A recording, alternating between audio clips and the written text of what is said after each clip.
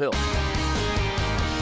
So we all understand budgeting is the key to not spending more than you make. However, even people who budget might have financial problems if they're making some of these common budgeting blunders. Ooh, a tongue twister. Good job on that one. So with the first quarter almost over, our financial expert Andy Mattingly is joining us now in the studio. Kind of want to review the budgeting mistakes. So let's talk first about the easiest budgeting blunder to make. Well, one of the easiest is to make a very complicated budget. So you're tracking, 15 or 20 categories.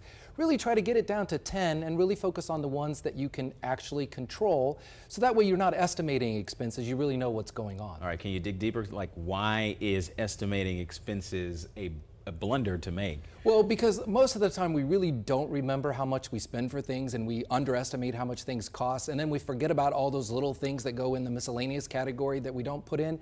So you develop an unrealistic budget that you can never hit, and so then you decide to stop budgeting because you're not doing good at it. Any other mistakes that people routinely make? Yeah, one of them is the irregular expenses. So like insurance or something that you only pay quarterly, you forget to put that in your budget, and so you're not kind of saving for it. So the way you kind of counteract that is put that in on a monthly basis and save so that you have the money when that expense comes. Okay, so this might be obvious to some, but is it best to budget for your gross or your net income? It's really important to use net, and that's a good question because some people think about their gross and then they've got to worry about where the taxes and all that stuff coming out, and they're not really sure how much money they're getting.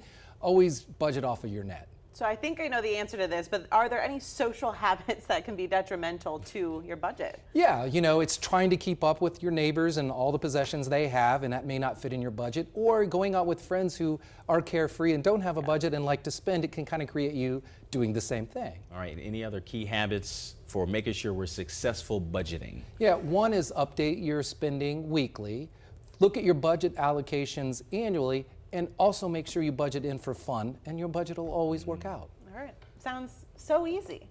Got it. Thank you, Andy. All right, 12:18, we're going to take a live